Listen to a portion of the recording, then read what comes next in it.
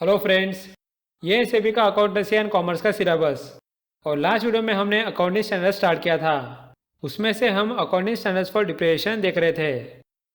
इसमें से हमने लास्ट वीडियो में concept of depression and it's method पढ़ा था। इस वीडियो में हम अकाउंटिंग स्टैंडर्ड 10 को स्टार्ट करेंगे, जिसमें प्रॉपर्टी प्लांट एंड इक्विपमेंट किसे बोलते हैं वो देखेंगे, और उसे रिकॉग्नाइज करके मेजर कैसे करते हैं वो देखेंगे। सो फ्रेंड्स, चलिए स्टार्ट करते हैं। या सबसे पहले देखते हैं कि AS 10 के हिसाब से प्रॉपर्टी प्लांट एंड इक्विपमेंट की क्या डेफिनेशन होती है। या सबसे पहली बात तो ये एक टेंजिबल आइटम होना चाहिए, जैसे कि लैंड, बिल्डिंग या फर्नीचर या मशीनरी वगैरह। मतलब कि नॉन टेंजिबल जैसे कि सॉफ्टवेयर वगैरह इसमें इंक्लूड नहीं होगा। अब ये टेंजिबल आइटम्स के कुछ कंडीशंस है। एक तो इन टेंजिबल आइटम से हम कुछ गुड्स और सर्विसेज प्रोड्यूस कर सके, या फिर हम उन्हें रेंट पे दे सके, या फिर उसे हम एडमिनिस्ट्रेटिव पर्पज़ के लिए यूज़ करें, जैसे कि ऑफिस रूम या ऑफिस फर्नीचर हो गया। और लास्ट में ये कंडीशन ज़रूरी है कि वो आइटम 12 महीने से ज़्यादा समय के लिए कंपनी में काम आना चाहिए।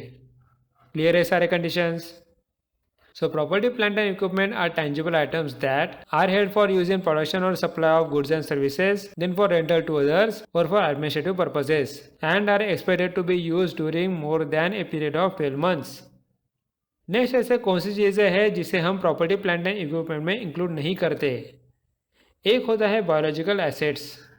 इसमें सारे लिविंग थिंग्स आएंगे जो एग्रीकल्चर से रिलेटेड है, जैसे कि प्लांट्स या क्रॉप्स। एग्जाम्पल लिया जाए तो व्हीट और राइस। लेकिन इसमें एक एग्जम्पशन है, दैट इज़ बियरर प्लांट्स। अब आप सोचोगे कि बियरर प्लांट्स क्या है। ये ऐसे प्लांट्स होते हैं जो सालों साल प्रोडक्शन देते रहेंगे। For example mango. ये व्हीट और राइस जैसे एक सीज़न के लिए नहीं रहता, बल्कि सालों साल मैंगो का प्रोडक्शन देते हैं। सो जो प्लांट एक साल से ज़्यादा के लिए प्रोडक्शन देते हैं उसे हम बियरर प्लांट्स बोलते हैं। नेक्स्ट है वेस्टिंग एसेट्स। इसमें आते हैं मिनरल ओर्स, नेचुरल गैस या ऑयल एक्सप्लोरेशन। इन सब चीज़ों पे जो भी कॉस्ट लगता है उसे हम प्रॉपर्टी, प्लांट एंड इक्विपमेंट में नहीं गिनते। सो वापस से एक बार मैं रिपीट करता हूँ कि क्या क्या इंक्लूड नहीं होता है। हमने देखा कि बायोलॉजिकल एसेट जैसे कि व्हीट या राइस इंक्लूड नहीं होगा, लेकिन बेरर प्लांट जैसे कि मैंगो इंक्लूड होगा, क्योंकि वो एक साल से ज़्यादा के लिए प्रोडक्शन देता है। उसके बाद वेस्टिंग एसेट जैसे कि ऑयल, मिनरल्स या नेचुरल गैस इंक्लूड नहीं होगा। क्लियर है? So AS10 is to be applied in accounting for property, plant and equipment, and these standards are not applicable to biological assets which are related to agriculture activity except for bearer plants. The standard is applicable to bearer plants, however it does not apply to the produce on the bearer plants. And the vesting asset which include the mineral rights, expenses related to exploration for and extraction of oil, minerals, natural gas and other non-regenerative resources. अब friends, AS10 में ये बताया है कि property, plant and equipment के under हम asset तभी बोलेंगे जब वो दो कंडीशन मीट करेगा। एक तो फ्यूचर में उस एसेट के हमें इकोनॉमिक बेनिफिट्स दिख रहे हैं, और या दूसरा हम उसका कॉस्ट मेजर कर पा रहे हैं। जैसे कि मशीन, हमें पता है कि फ्यूचर में हम इससे इकोनॉमिक बेनिफिट ले सकते हैं, और तो और इसका कॉस्ट भी मेजर कर सकते हैं। क्लियर है? So recognition of asset under AS10 property, plant and equipment. The cost of property and plant and equipment should be recognized as an asset only if it is apparent that the future economic benefits related to such asset would flow to the business and the cost of such asset could be reliably measured. अब friends आगे बढ़ते हैं। हमने देखा कि asset consider करने के क्या कंडीशंस है। अब जब हम एसेट को रिकॉग्नाइज करते हैं तो हम उनकी वैल्यू मेजर करते वक्त उनके कॉस्ट कंसिडर करते हैं।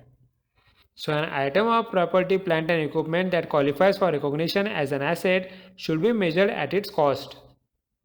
अब फ्रेंड्स हम देखेंगे कि कॉस्ट ऑफ एसेट कंसिडर करते वक्त हम क्या क्या इंक्लूड करते हैं और क्या क्या एक्सक्लूड करते हैं। सबसे पहले तो हम उसका परचेस प्राइस इंक्लूड करेंगे। ये तो बिल्कुल ऑब्वियस ही बात है कि परचेस प्राइस कॉस्ट पे भी इंक्लूड होगा। नेक्स्ट हम देखेंगे एनी डायरेक्टली अट्रीब्यूटेबल कॉस्ट। अब इसमें क्या इंक्लूड होगा?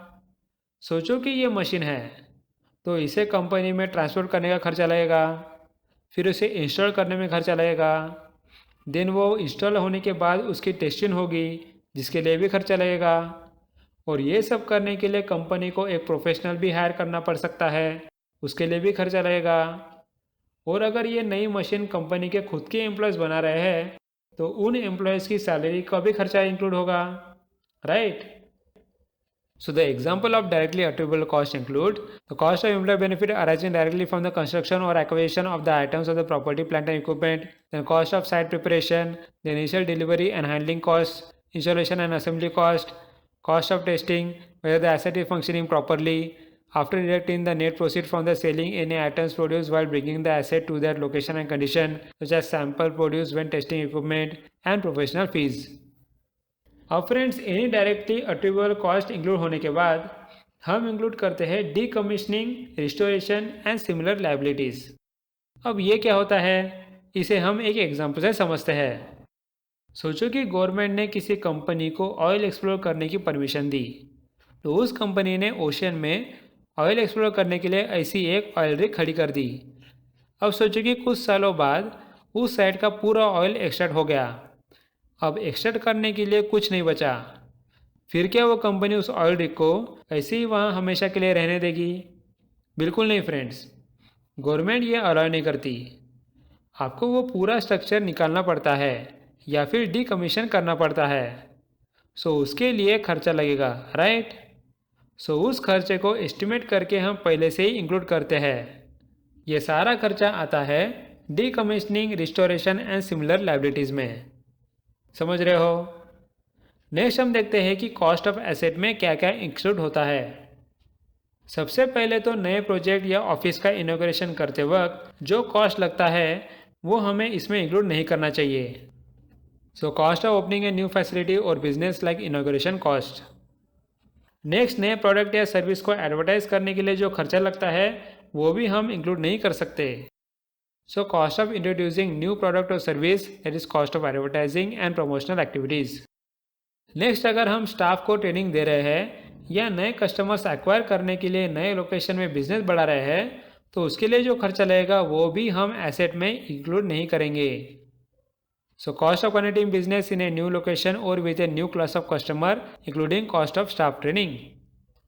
और लास्ट में कोई एम्प्लॉय किसी एसेट पे काम कर रहा है तो वो भी हम एसेट के कॉस्ट में नहीं लेते।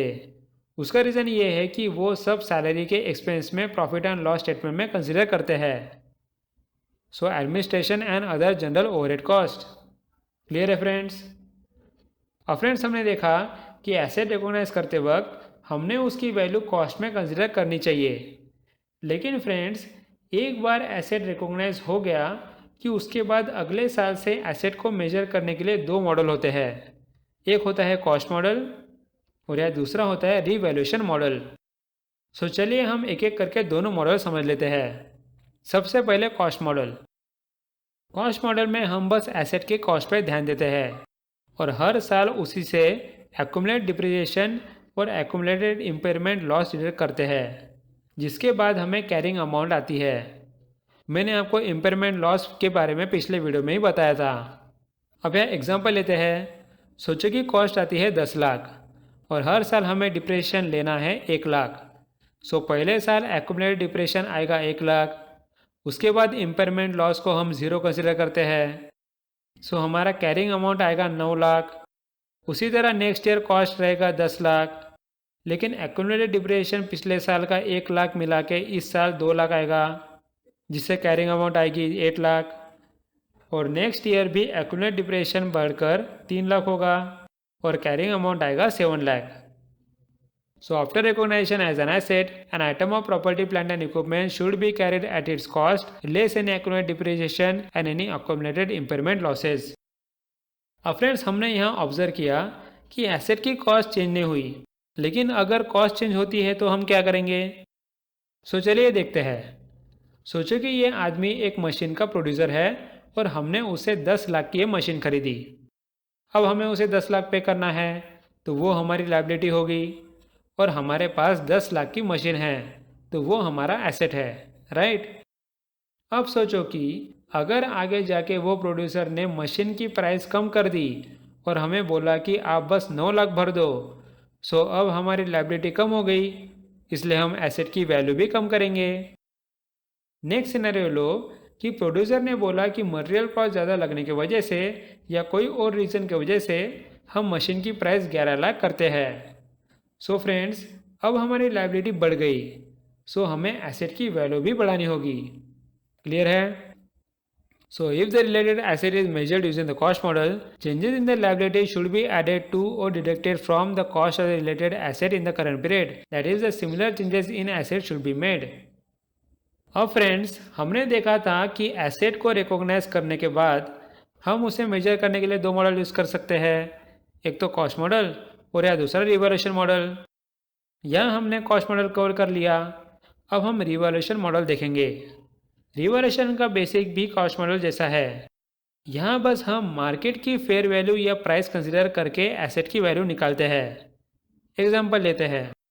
सोचो कि पिछले साल हमने एसेट 10 लाख में ख़रीदा था, तो रिवैल्यूएशन भी उतना ही होगा। देन उसका डिप्रिसिएशन 1 लाख था, तो कैरिंग अमाउंट 9 लाख आ जाएगी। लेकिन सोचो कि आगे जाके उस एसेट की प्राइस बढ़ गई, तो उसकी वैल्यू बढ़कर हो गई 11 लाख। तो एक्यूमुलेटेड डिप्रिसिएशन 2 साल का आएगा 2 लाख। सो फिर कैरिंग अमाउंट आएगा 9 लाख।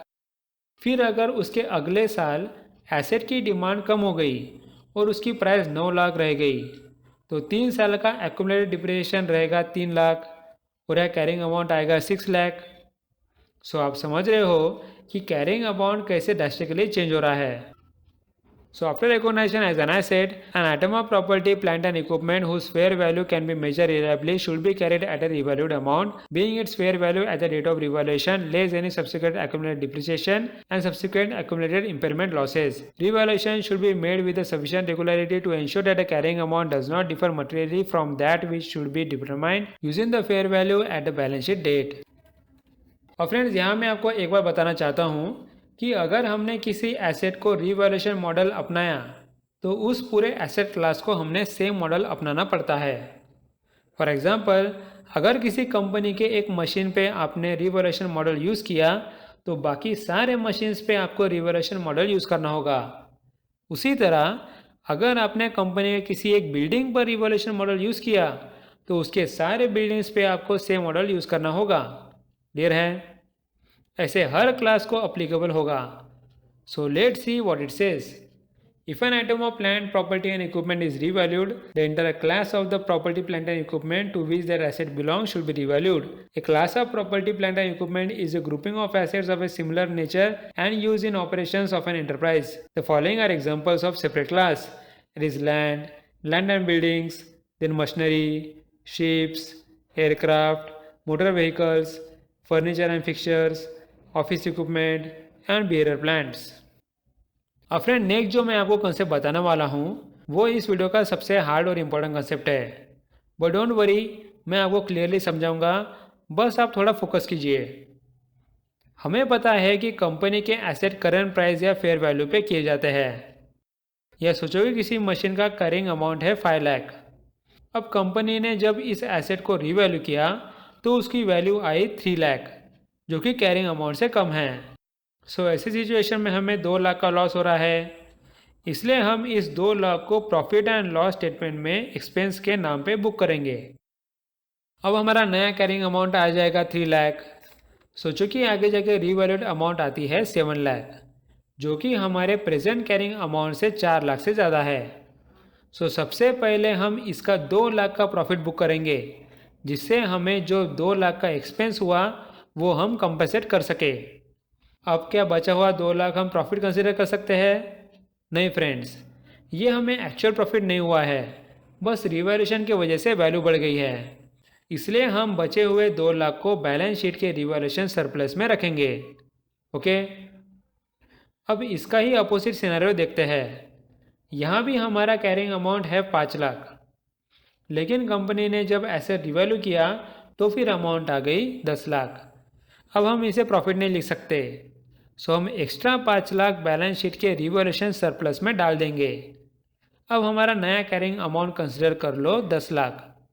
नेक्स्ट आगे जाके कंपनी ने और रिवैल्यूएशन किया, जिसके बाद एसेट की वैल्यू आई बस 3 लाख, मतलब वैल्यू 7 लाख से कम हो गई। सो क्या ये पूरा हमने एक्सपेंस कंसिडर करना चाहिए? नहीं फ्रेंड्स, यहाँ हमने जो पहले रिवैल्यूएशन सरप्लस में 5 लाख रखे थे उसे 5 लाख से कम कर देंगे, जिससे वो अमाउंट सेटल हो जाएगी। उसके बाद हम बचे हुए 2 लाख का एक्सपेंस बुक कर सकते हैं। क्लियर है? सो let's see what it says. An increase in the carrying amount of an asset arising on revaluation should be credited directly to the owner's interest under the heading of the revaluation surplus. However, the increase should be recognized in the statement of profit and loss to the extent that it reserves the revaluation decrease of the same asset previously recognized in the statement of profit and loss. A decrease in the carrying amount of an asset arising on revaluation should be changed to the statement of profit and loss. However, the decrease should be debited directly to the owner's interest under the heading of revaluation surplus to the extent of any credit balance existing the revaluation surplus in respect of that asset. So friends, इसके साथ हमारा accounting standards for depreciation का second part cover हो गया है। Next video में हम depreciation के ऊपर कुछ स्टैंडर्ड समझेंगे। So thanks for watching and meet you in the next video.